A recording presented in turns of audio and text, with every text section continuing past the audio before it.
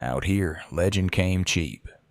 Name's Jeb Coltrane, and most days you'd find me sweeping the same stretch of boardwalk out front of the sheriff's office. 30 paces long. Same dust, same boards. Thing is, the wind don't blow in Ragged Gulch. Ain't blown once since the good Lord carved the horizon. So that sweeping never made much sense, even to a simple fella like me. Still, every morning when that saloon bell rings one sharp ding, always one, never two, I grab that broom like scripture told me to, and I start pushing dust that ain't rightly there.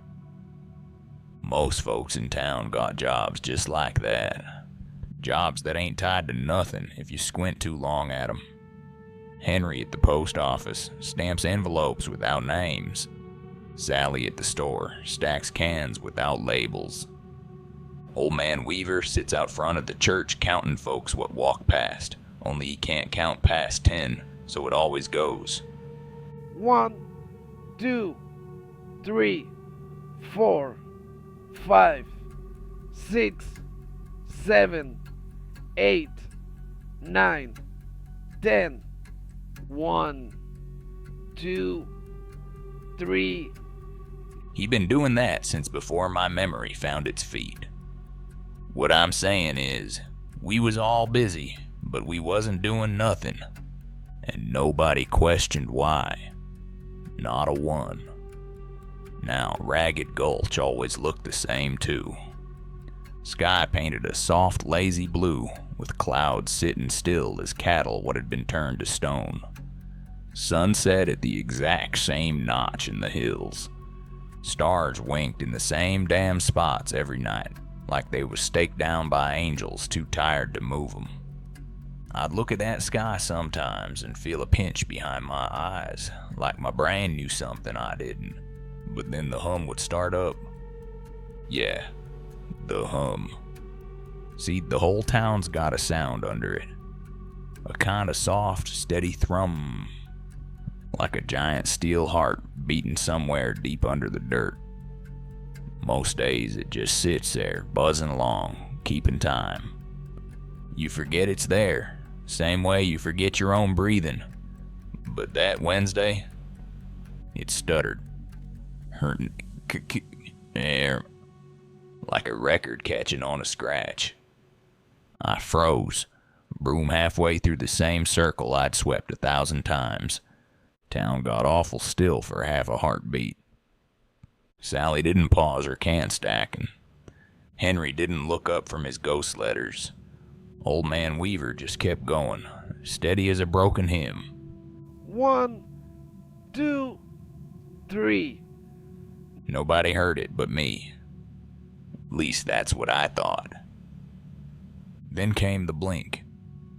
I was watching Timmy, little fella who sits on the trough pitching the same wooden ball into the air and catching it again, always perfect, always same arc. But this time, the ball went up, and the whole damned world stopped. I don't mean it slowed. I don't mean it hesitated. I mean it stopped dead. Ball hanging midair, not budging a hair. Timmy's hand halfway up. Saloon doors halfway swinging. Steam from the smithy froze in a little silver snake. Even the hum died. My heart was the only thing moving, and it was beating itself scared. Then, the world snapped back like a rubber band. Thwip. The steam hissed. Thunk. The doors swung. Timmy caught the ball. "Howdy, Mr. Jeb," he said, bright as morning. I felt sick in my bones. That night, sleep wouldn't touch me. My old brass clock ticked in time with that buried hum, and every tick sounded like a warning. Just 4 midnight, the hands all pointed straight up with a little click, and something in me snapped like an old fence post. I thought, what if I step outside after dark? What if I just break the rule that ain't written nowhere? My hand shook on the door. The knob felt cold, too cold for a warm night. When I stepped out, the air was still as a church after a funeral. Street lamps glowed a soft white. Sky wore a dark blue, so even it looked painted. No wind, no crickets, no owls, just the hum. Louder now, like it knew I was awake. I walked slow down the center of Main Street, looking in windows. Mrs. Baker lay stiff in her bed, breathing the same even rise and fall. Too even. Too perfect. Old Tom sat in his barber chair, eyes shut but face smiling like his dreams were glued on. Nobody twitched. Nobody rolled over. Nobody made a sound. And then, that damn metal door appeared in the street. Set right into the dirt, clean as a mirror, not a grain of dust on it. A smell of oil and thunder rolled out when I opened it. Stairs went down into black. I reckon any smart man would have shut it and walked back inside. But I ain't ever been accused of being smart. So down I went. What I found under Ragged Gulch, ain't no scripture to explain that horror proper. Folks say a town's got a soul. If that's true, then Ragged Gulch's soul was made of dust, old boards, and a low mechanical hum crawling up through your boots till it settled behind your teeth. Name's Jeb Coltrane. I ain't the thinking type. Never had much use for big ideas or book learning. My job, far as I understood it back then, was to sweep the same stretch of boardwalk out front of the sheriff's office from sunup to sundown. 30 paces long. Same boards, same dust, same knots in the wood. Only thing is, there wasn't ever any dust. Wind don't blow in Ragged Gulch. Not really. The world just sits there, polite as a picture. Still, every morning at 6, that rusty bell above the saloon gives one sharp ding. Always one, never two. And as sure as scripture, my hand goes to that broom. Grab the handle, sweep the boards. Don't ask questions. Didn't seem strange to me. Nothing did, not truly. Not Sally stacking cans in the general store with no labels on them. Not Henry back in the post office stamping envelopes with no names nor addresses. Not old man Weaver sitting out front of the church all day in his rocker, counting folks as they walked past, but stopping every time at 10, like the numbers just ran out. 1, 2, 3, 4, 5, 6, 7, 8, 9, 10. 1, 2, 3. He'd smile and tip his hat when I passed. I'd nod back and think, well, that's old man Weaver for you. Never wondered why his count never climbed. Never wondered why nobody aged. Never wondered why the sky looked painted, or how the clouds could sit all day in the same damn spot like somebody nailed them there. I reckon that's the funny thing about dumb. You don't know you're swimming in it till somebody hauls you out. First time I heard the hum proper, I was a boy. Thought it was thunder underground. Ma said, "That's the town breathing, Jeb, means we're safe." So I grew up cradled by that sound. A steady hurn under the boards, under the dirt, under every empty word. You stop hearing it after a while. Just like you stop hearing your own heart. But that Wednesday, same as any other far as the sky was concerned, I was out front of the sheriff's office, sweeping nothing off nothing when the hum went wrong. It caught.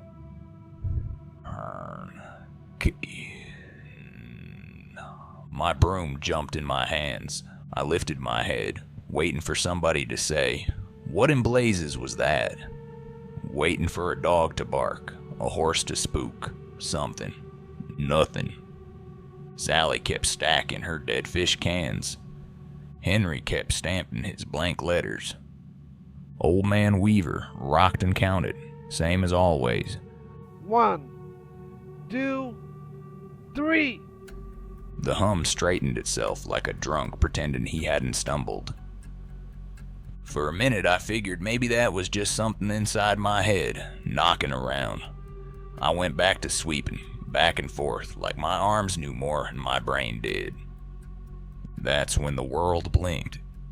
Little Timmy Sloan was out by the water trough like he always was, pitching his wooden ball up and catching it again.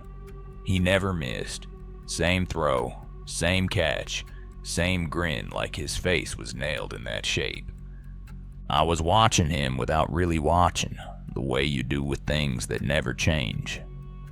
He tossed that ball up. It went about 10 feet in the air, maybe 12, and then everything stopped. The ball froze in the sky, hanging there like God forgot gravity. Timmy's hand hung open, fingers spread, waiting on the catch that never came. Saloon doors were stuck mid-swing. Smoke from the blacksmith's forge curled up and just held there, stiff as carved stone. Even the hum cut out. There weren't a sound in Ragged Gulch. Not boots, not breath, not nothing. Just a silence so loud it made my ears ache. I tried to move my foot and near panicked when it obeyed, slow and syrupy, like the air had thickened. I took 1 step, 2, feeling more wrong with each one. And then the world snapped back. Fwhip. The smoke climbed. Creak. The saloon doors finished their swing. Thunk. The ball dropped right into Timmy's palm. Morning, Mr. Jeb. He chirped like God hadn't just set the whole town to pause. Morning, Timmy, I croaked. Went right back to sweeping, arms working on habit, mind churning in slow, stupid circles. Maybe I'd imagined it. Maybe I was tired. Maybe... Don't ask, the hum seemed to say as it settled back under my boots. Just sweep. Just be good. Just don't think too much. I was never one for thinking. Still ain't, truth be told. But once you see a ball freeze in the sky, you can't unsee it. It sits behind your eyelids, waiting. That night, the town tucked itself in like always. 8 o'clock. Sun slid down behind the same broken tooth o' a hill. 8:01. Stars punched holes in the same places in the same sky. 8:10. Lamps on Main Street burned up that calm yellow glow. 8:30. Doors shut, bolts shot, curtains closed. Nobody ever stepped outside after sundown. Weren't no law about it. No sign nailed up saying we couldn't. Just wasn't done. You eat your supper. You stare at your clock. You fall asleep to the hum. That's how it went. Only this time the hum felt different. It weren't just a sound. It was a pressure, like a hand on the back of my head, easing my thoughts down flat. Sleep, Jeb. Stop thinking, Jeb. Just small and quiet, Jeb.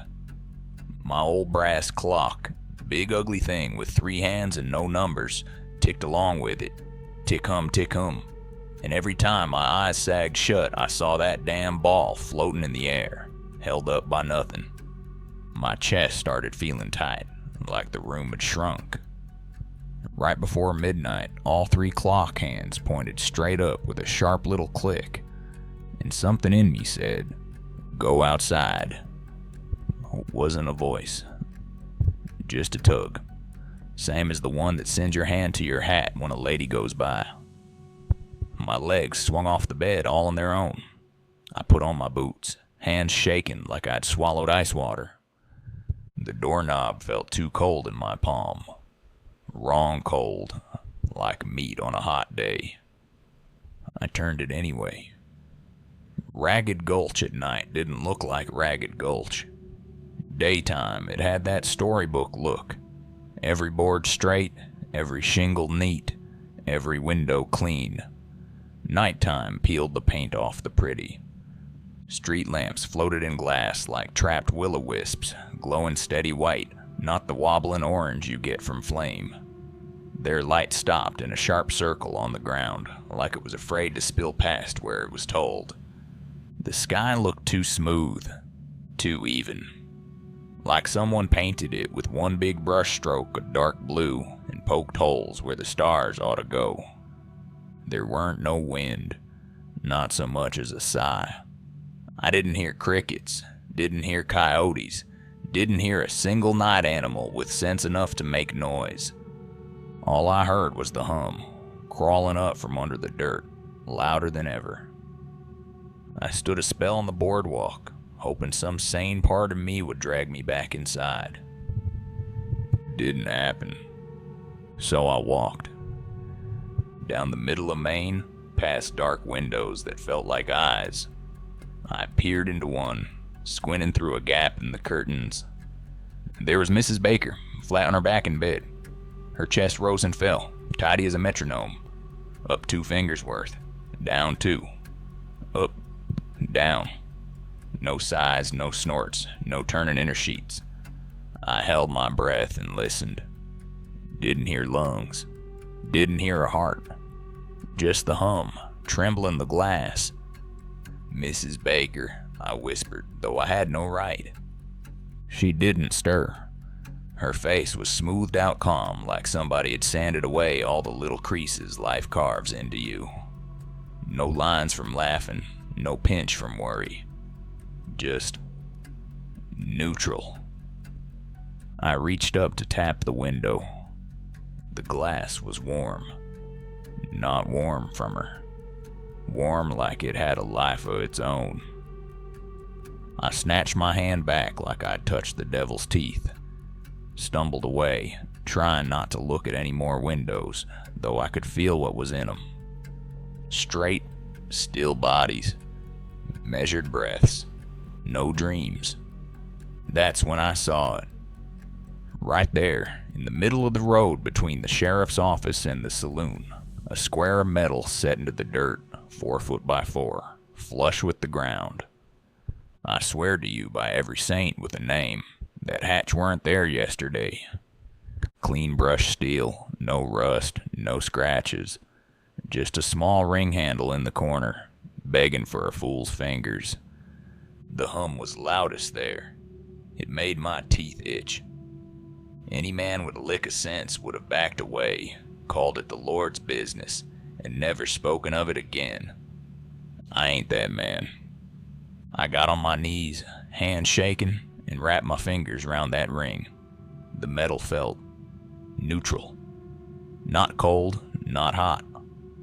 Just matching me, like it was deciding who was copying who. I pulled. The hatch opened with a slow, polite husk.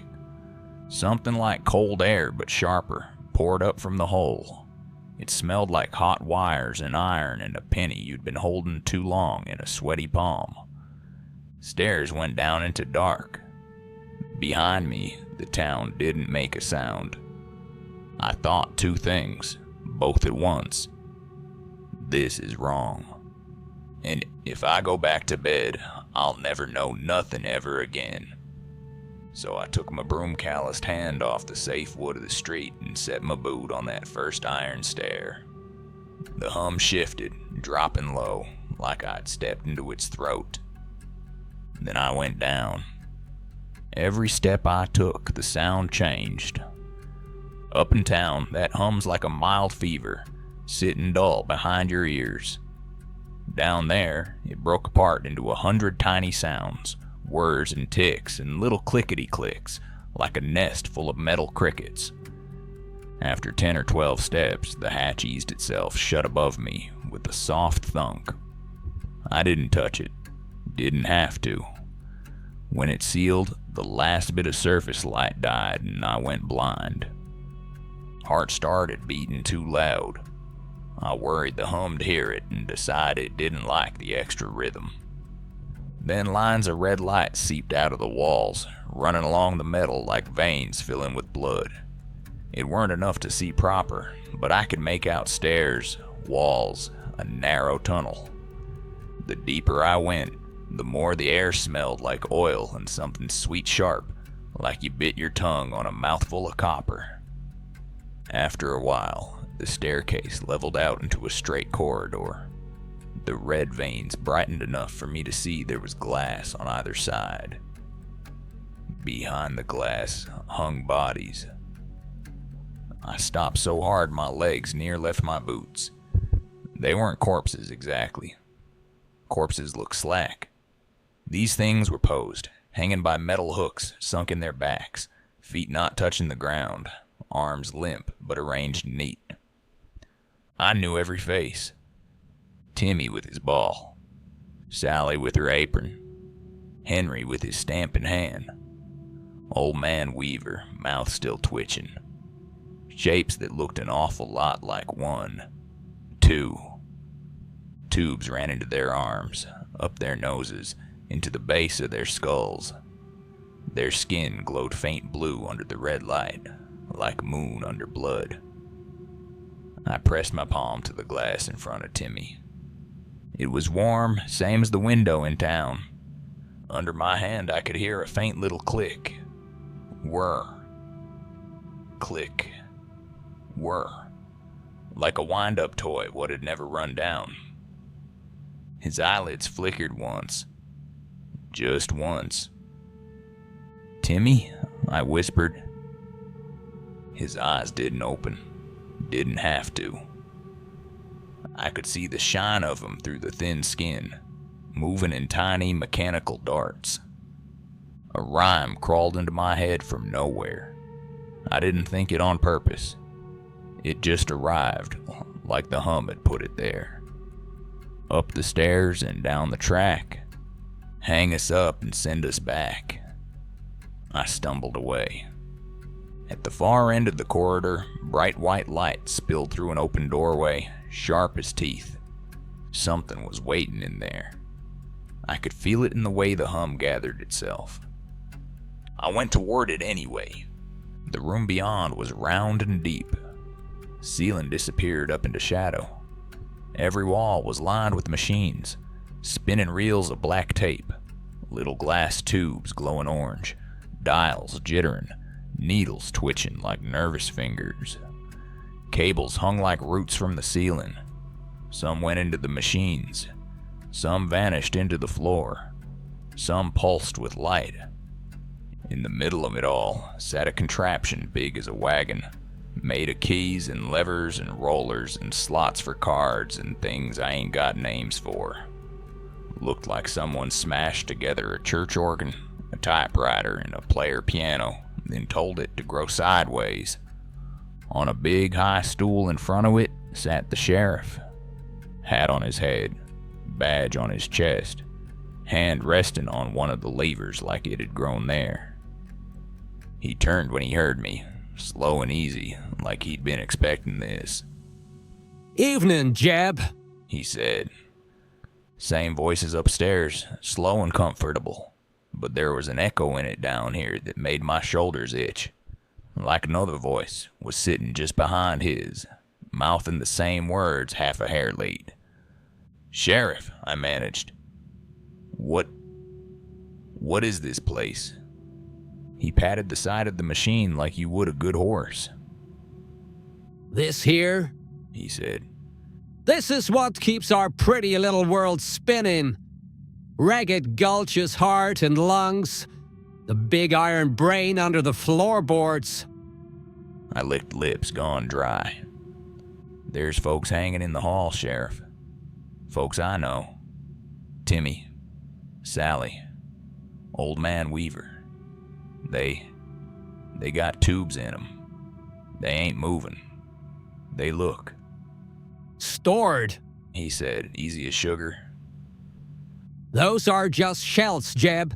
Suits, people-shaped casings with clockwork in their bellies. You wind them up, load a loop, send them upstairs. They walk, they talk, they smile, they stack cans. Do their job. He gave me that same easy grin I had seen him give drunks and sinners. Why you act surprised?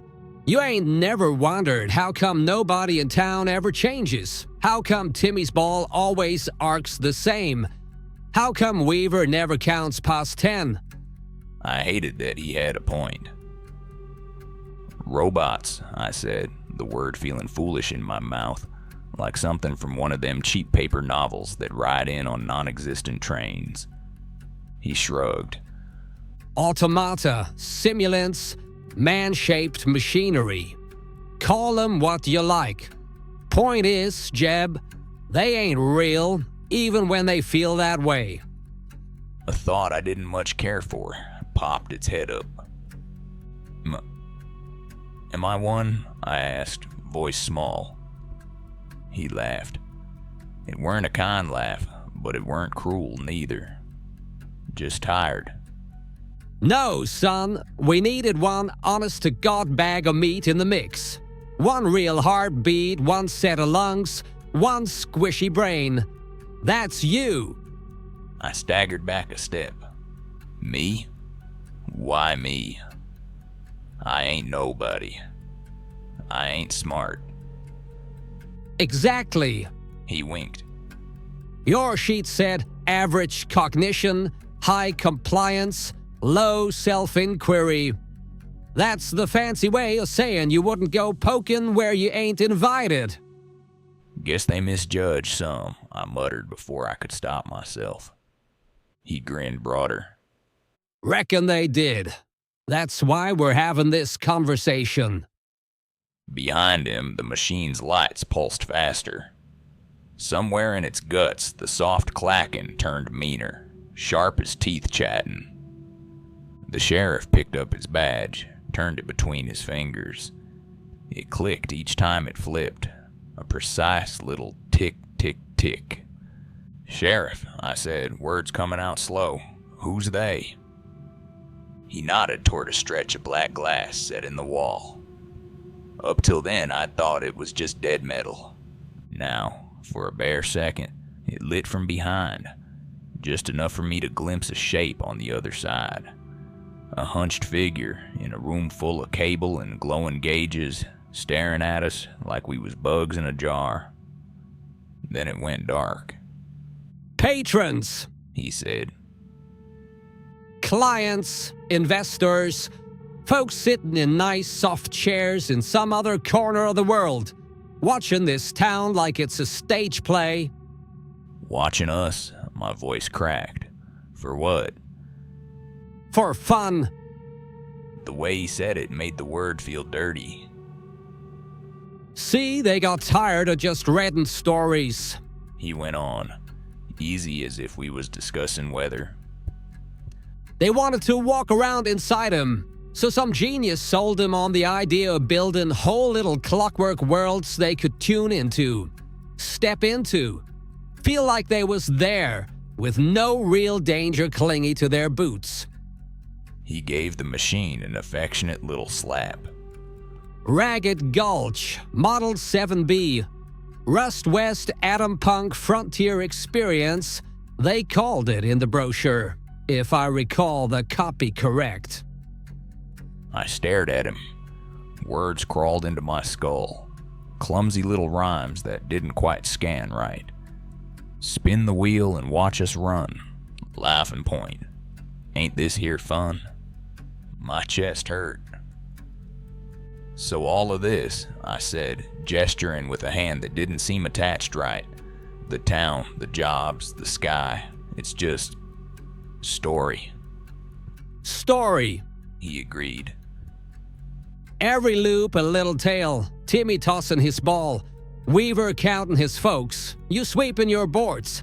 Outside watchers tune in, sip their coffee, feel a little sad and a little scared and a lot superior.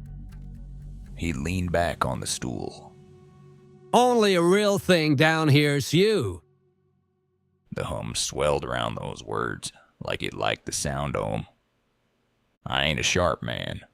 I ain't quick with logic, and I sure as sin ain't brave. So all I could manage was the dumbest question of all. Why me? Everybody asks that, He said, and for a second the echo voice behind his got louder, talking in a language my ears weren't invited to understand. So I pushed. He sighed. Truth is, I don't know. Some fella with a clipboard picked your file off a stack some time ago. You got plugged into the system, town spun up round you, and off we went. Story started. He let that hang a second, like smoke. Then he hopped off his stool. When he stood, his joints creaked. Not normal bone creak, but a soft twisting of gears, a faint whir click inside skin.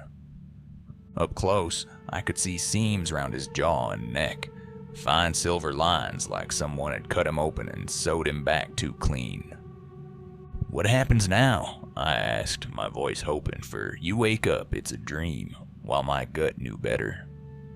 Now, He said. I give you a choice.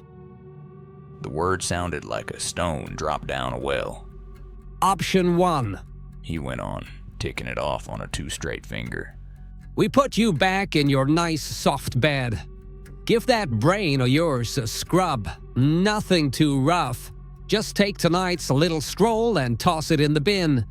You'll wake to that saloon bell, grab your broom, and spend the rest of your days sweeping nothing off nothing. Happy as a cow what don't know about knives. My stomach twisted. An image flashed. My own feet on familiar boards, pushing that broom forever, humming along with the hum, never once asking why. Option 2. He said. You come work down here. That weren't an answer I'd expected. Work? How? I asked. He gestured at the machine's many keys and levers. You help run the show, set the loops, decide who goes where, does what, gets scared when. Think it as moving from being an extra on stage to a writer backstage. You get to be part of the engine instead of just fuel. Fuel, I repeated, barely breathing the word. Organic anchor if you want to be technical. He said. You being real is what gives this place its texture. Your little fidgets and stumbles, folks topside feel that. They go, oh, look at that poor dumb soul messing up his simple job. Feels real. They eat it up. Well, we could keep you down here and still use you. Plug you in different. I stared up at the tangled roots of cable in the ceiling. What if I say no? I asked. His smile went thin. Then we yank you out of this system and see if the sim runs without an organic in the mix. Town'll glitch. Viewers'll love that. For a while. Then it'll crumble. They'll shut the whole thing down, scrap the parts, maybe reuse a few faces in some new show. You'll be... He searched for the word. Archived. He said it gentle, like he didn't want to spook me too hard. Meaning? I pressed. Meaning you'll exist as data and memory. Playback. Folks might watch your loops from the old days on rainy afternoons. You won't be there to care. That little wrong rhyme in my head came back. Stronger. Sweep or sleep or fade away. Either path you won't outstay. I ain't bright, but I ain't dull enough to miss the fact. All 3 roads he laid out ended with me belonging to this place till my last tick. Go back up and forget. Stay down here and help. Or get snatched out and frozen in someone else's story. Choice, he called it. I just stood there, feeling my thoughts running slow circles like dizzy horses. Sheriff, I said, because I had to hook my words something or I'd drown in them. What about the others? The shells? The folks? They ever get choices? He tilted his head. listening to a voice I couldn't hear. They got what they were built for, He said. They don't mind. Can't mind. We didn't code 'em mind enough to mind. I tried to picture Timmy hanging behind glass forever, body turned off until somebody decided they wanted little frontier boy tossing ball, spun up again for the evening's entertainment. Something hurt deep inside my ribs. That ain't right, I muttered. Right's what sells, He said. They want dumb and safe and spooky from a distance. That's the whole point. I thought of myself, walking 40 times a day over the same boards, sweeping the same knot dust. I thought of how I'd never once walked out of town, followed the road past the white line where the desert wind started up again. Not once. Not because I couldn't. Just 'cause I hadn't. Maybe I was built for it, same as them. The sheriff must have seen the look on my face. His voice softened, carrying a strange kind of pity. I know this is a lot for you, son, He said. You weren't wired for wandering. Then why let me see? I asked, dumb as a stone. If you wanted me staying stupid, why not keep that hatch locked? Test. He said simply. Outside wants to see what you do. Give the subject awareness, see which path he picks, that kind of thing. They're watching right now. Bet you there's a whole parlor full of fine folks holding their breath to see if you go back to your broom or pick up a lever. Behind the black glass, I could feel eyes leaning in. Not see 'em. Feel 'em. Chills ran up my arms like cold water. I wish I could tell you I thought hard, weighed all angles, made an uprighteous decision. Truth is, my brain kind of fuzzed out. Too many terrible notions all piled up at once. Go back. Forget. Stay here. Become part of the machine. Say no and disappear into some digital graveyard. In the middle of that, another thought bobbed up like a cork. Maybe I ain't supposed to be the hero in this story. Maybe I'm just the broom man what saw too much. A worse little rhyme crawled in after it. You ain't bright and you ain't brave. You're just one more thing to save. I snorted, half a laugh, half a sob. Sheriff, I said, if I go back, do I get to feel peaceful again? Not thinking these things? You'll feel exactly how you felt yesterday sweeping that boardwalk, He said. You like that well enough, far as we got on tape. My chest ached something fierce at the thought. Peaceful. Dumb, but peaceful. No knowing I'm trapped. No vision of Timmy on a hook. No picture of rich strangers sipping drinks while my life loops for their amusement. Just the broom. Just the boards. Just the hum. And if I stay, help you. You'll keep your mind, He said. Maybe grow it some, work in the levers. You'll see the way stories can bend.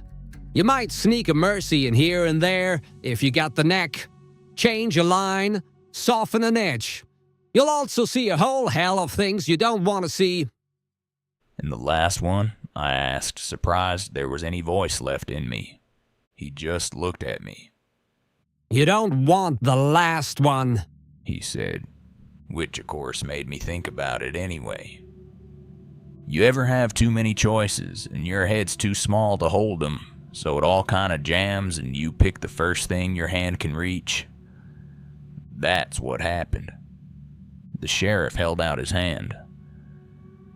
Come on, son, He said.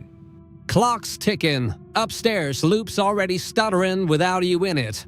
We gotta reset or it all goes sideways. Behind my eyes, I saw Ragged Gulch's street, boardwalk gleaming in the unmoving light. I saw myself not there, broom leaning lonely against the wall. I saw Sally's cans standing unstacked, Henry's letters unstamped, Weaver stuck on 3 forever. The town needed its dumb man. The machine needed its real one. Either way, I wasn't leaving this story. I looked at his hand and looked at the black glass. Thought about being dumb again. My mouth moved before my thoughts caught up.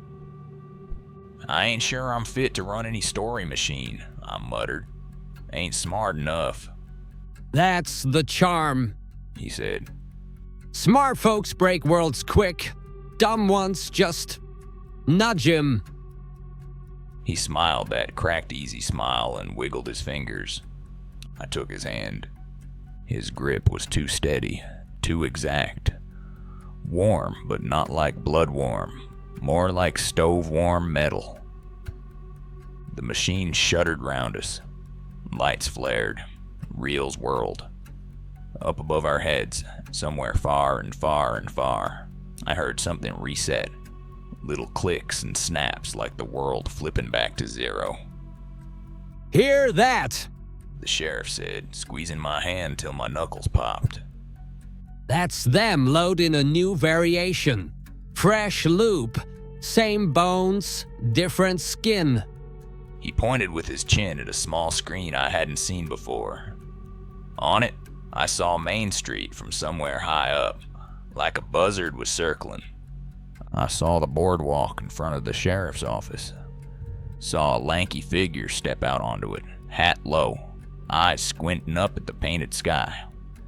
Saw him reach for a broom, leaning just where mine always did. Only it wasn't exactly me. His shoulders were a shade narrower, his hair a shade darker. Close enough only I'd fuss over the difference. That there's the next build. The sheriff said. Same town, same bones. Maybe we call him Eli this time. Maybe give Weaver a different chair. Maybe let the hum skip on a Tuesday instead of Wednesday. Keep the audience on their toes. On the screen, the new man, Eli, looked down at his boots like he heard something under the boards. My heart kicked like a mule. What happens if he finds this place? I whispered. The sheriff's smile went wide and empty. Then we run the test again, He said. Behind the glass, unseen eyes leaned in closer. Above us, in the town that don't know it's a stage, the saloon bell rang out one sharp note. Ding! On the screen, Eli flinched, then reached for the broom. The hum rose up all around us, every cable vibrating with it, every little machine cricket clicking along to the beat. It sounded for just a heartbeat, like laughter. Then the sheriff let go my hand and sat back at the console. Time to get to work, Jeb, He said. We got loops to write. I stood there in the red glow, head buzzing, mind half mine and half borrowed, feeling small and big at the same time. A dumb broomman in charge of the pipes. Some ridiculous bit of doggerel skittered through my brain. Last cruel joke from whatever passed for a god down there. Round and round the story goes. Dusty streets and iron toes. Ask too much and down you slide. Where broken men the broken guide. Could have gone back. Could have begged him to wipe my head clean. Send me up to that painted sky and those safe dumb boards. Didn't.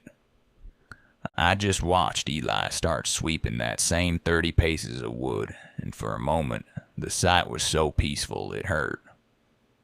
I reckon that's the scariest part of all this. Not the metal under the ground, not the bodies hanging like coats, not the rich eyes staring in from the dark. It's how easy it'd be to go back up there and never question a damn thing again. How good that dumb might feel. The hum purred. The reels turned. The town above woke to its same bright day. And down below, in the heart where no breeze blew, I picked up my own new tools and began learning how to fiddle with other folks' strings. Dumb hands on smart levers. Wild West on a windless stage. Broken signal, clear as a bell.